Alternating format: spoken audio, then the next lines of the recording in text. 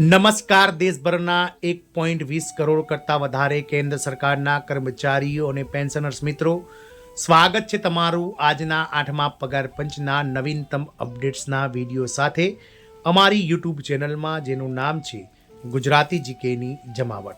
તો 8મા પગાર પંચના કમિશનની રચના ગત 3 નવેમ્બર 2025ના રોજ કેન્દ્ર સરકાર દ્વારા 8મા પગાર પંચના ટર્મ્સ ઓફ રેફરન્સને મંજૂર કરવાની સાથે જ નિવૃત્ત જસ્ટિસ રંજના પ્રકાશ દેસાઈની અધ્યક્ષતામાં 3 સભ્યોની કમિટીની રચના કરી દેવામાં આવી છે. અને 8મા પગાર પંચના કમિશનને ચંદ્રલોક સ્થિત બિલ્ડિંગમાં નવી દિલ્હી સચિવાલય પાસે એક ઓફિસ પણ ફાળવી દેવામાં આવી છે.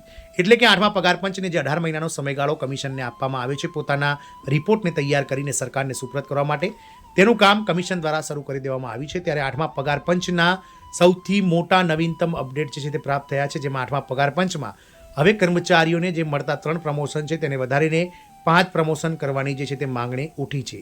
પગારથી લઈને ઇન્ક્રીમેન્ટ સુધીનું સૌથી મોટું અપડેટ 8મા પગાર પંચનું જાહેર થયું છે.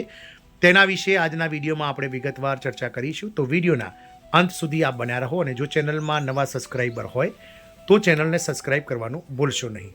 તો 8મા પગાર પંચમાં 5 પ્રમોશનને લઈ અને 8મા પગાર પંચની કમિશને જે છે તે જાહેરાત કરી છે. પગારથી લઈને ઇન્ક્રીમેન્ટ સુધીનું મોટું અપડેટ સામે બહાર આવી છે. તો આ બેઠકમાં આપ સૌને જણાવી દઈએ કે એનસીજેસીએમ સ્ટાફ સાઇટની બેઠક 25 ફેબ્રુઆરી 2026થી નવી દિલ્હી ખાતે એનસીજેસીએમની ઓફિસમાં શરૂ થઈ ગઈ છે. આ ડ્રાફ્ટિંગ કમિટીની જે સમિતિની જે બેઠક છે તે ડ્રાફ્ટિંગ સમિતિની બેઠકમાં 8મા પગાર પંચને લગતા અનેક મુદ્દાઓ પર વિગતવાર ચર્ચા કરવામાં આવી હતી. રક્ષા, રેલવે, પોસ્ટ, આવકવેરા, એકાઉન્ટ્સ અને ઓડિટ સહિત વિવિધ વિભાગોના કર્મચારી સંગઠનોના પ્રતિનિધિઓએ આ બેઠકમાં ગત 25 ફેબ્રુઆરીએ હાજરી આપી હતી. તો કેન્દ્રીય કર્મચારીઓ 8મા પગાર પંચની ભલામણોની રાહ જોઈ રહ્યા છે. પગાર પંચની ભલામણોના અમલીકરણમાં 18 મહિના કે તેથી વધુ સમય લાગી શકે છે, પરંતુ કર્મચારીઓની માંગણીઓ ચાલુ છે. આ સંદર્ભમાં રાષ્ટ્રીય પરિષદ એટલે કે એનસીજેસીએમ સ્ટાફ સાઇડ અને એનસીજેસીએમની બેઠક યોજાઈ હતી. 8મા પગાર પંચને લગતા અનેક મુદ્દાઓ પર વિગતવાર ચર્ચા કરવામાં આવી હતી, જેમાં અનેક વિભાગોના કર્મચારી સંગઠનોના આગેવાનો હાજર રહ્યા હતા. માંગણીઓ શું છે? તો એનસીજેસીએમ સાથે સ્ટાફ સાઇડની જે બેઠક યોજાઈ હતી, આ બેઠકમાં કેન્દ્ર સરકારના પગાર માળખા, પ્રમોશન નીતિ, વાર્ષિક પગાર વધારો અને પેન્શન સુધારા જેવા વિષયો પર ચર્ચા કરવામાં આવી હતી. ફિટમેન્ટ ફેક્ટર પર પણ વ્યાપક ચર્ચા કરવામાં આવી હતી. કર્મચારી સંગઠનોએ માંગ કરી હતી કે દરેક કર્મચારીને તેમના સેવા સમયગાળાના ઓછામાં ઓછા 5 પ્રમોશન મળે તેવી વ્યવસ્થા આ પગાર પંચમાં કરવામાં આવે. તેમનું કહેવું છે કે મર્યાદિત પ્રમોશનલ તકો લોઅર લેવલે કામ કરતા પ્રતિભાશાળી કર્મચારીઓમાં હતાશા પેદા કરી શકે છે. સંગઠનો માંગ કરી રહ્યા છે કે કર્મચારીઓને આશરે 68 લાખ જેટલા પેન્શનર્સ, કુટુંબ પેન્શનરો એટલે કે ફેમિલી પેન્શનરો પર એક સમાન ફિટમેન્ટ ફેક્ટર લાગુ કરવામાં આવે. વધુમાં પેન્શન સિસ્ટમ પર ગરમાગરમ ચર્ચા થઈ હતી. પ્રતિનિધિઓએ રાષ્ટ્રીય પેન્શન સિસ્ટમ એનપીએસ અને યુનિફાઈડ પેન્શન સ્કીમ યુપીએસ નાબૂદ કરવા અને ઓપીએસ એટલે કે જૂની પેન્શન યોજના ફરી લાગુ કરવાની તેમની લાંબા સમયથી ચાલતી માંગને પુનરાવર્તિત કરી હતી. બેઠકમાં પરિવારના એકમોની સંખ્યા પણ 3થી વધારીને 5 કરવાનો મુખ્ય પ્રસ્તાવ મૂકવામાં આવ્યો હતો. કર્મચારી સંગઠનોનું કહેવું છે કે પગાર નિર્ધારણમાં માતા પિતાને પણ સામેલ કરવા જોઈએ. આમ પરિવારના એકમનો વ્યાપ વધારવો જોઈએ.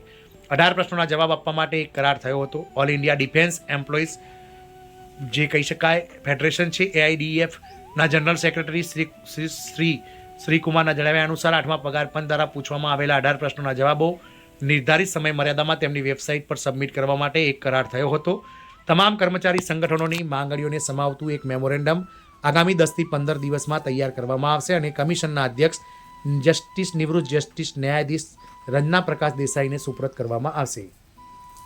કેન્દ્ર સરકારની આરોગ્ય યોજના એટલે કે સીજીએચએસ હેઠળ શહેરોમાં કર્મચારીઓને હાલમાં આરોગ્ય સંભાળ સુવિધાઓ માટે 1000 રૂપિયા માસિક ભથ્થું એટલે કે ફિક્સ્ડ મેડિકલ એલાઉન્સ મળે છે.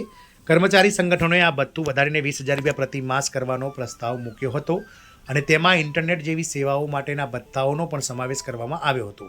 સંયુક્ત મેમોરેન્ડમને 10 માર્ચે આગામી બેઠકમાં અંતિમ સ્વરૂપ આપવામાં આવશે. ત્યારબાદ તેને 1-2 અઠવાડિયામાં એટલે કે 25 માર્ચ 2026 સુધીમાં 8મા પગાર પંચ સમક્ષ આ મેમોરેન્ડમ રજૂ કરવામાં આવે તેવી અપેક્ષાઓ છે. આમ 8મા પગાર પંચને લઈ અને એનસીજેસીએમ તેમજ રાષ્ટ્રીય પરિષદ સ્ટાફ સાઇટ સાથે જે મીટિંગ ચાલી રહી છે તેમાં અનેક મુદ્દાઓ પર ચર્ચાઓ થઈ હતી, જેમાં આ મેમોરેન્ડમ તૈયાર કરીને આગામી 10 માર્ચ સુધીમાં ફાઇનલ મેમોરેન્ડમ શરૂ થશે અને આગામી 25 માર્ચ સુધીમાં 8મા પગાર પંચના કમિશનને કર્મચારીગણની જે માંગણીઓ રજૂ કરતું મેમોરેન્ડમ આવેદન છે તે સુપરત કરવામાં આવશે.